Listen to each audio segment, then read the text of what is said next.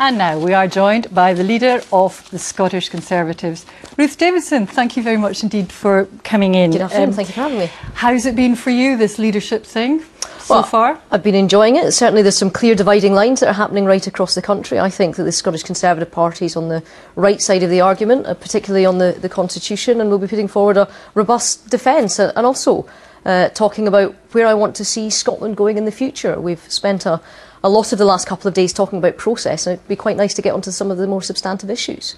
Well, let's look at what you think you can contribute to the cross-party talks. I mean, how much movement do you think the Conservatives have here?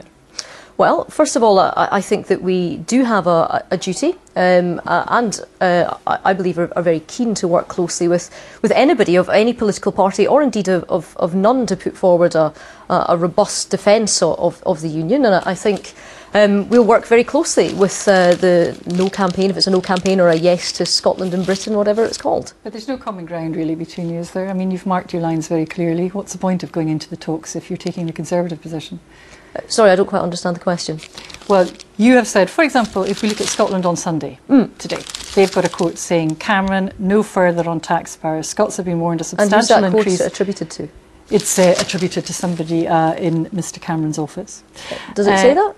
Is that what you agree? It says, sources close to the Prime Minister, David Cameron, say an increase in powers such as devo max is inconsistent with staying in the UK, and that they must back independence if they want full fiscal separation from Westminster. Is that the way you see it, actually? Well, I have to say, Isabel, I'm not about to comment on an unnamed source of unnamed provenance in one newspaper that's being re-quoted by yourself. Is that the way you see it? Are you saying, if you want more full fiscal powers, you have to go for independence? If we stay within the Union, if we stay within the Union, no devo max, no more fiscal powers. Is that actually your position going into these talks? My position is that, well, I want to have a robust debate about the future of the country. I want a fair, legal and decisive referendum where the people of Scotland get to decide on whether they want to be an independent nation or a devolved nation.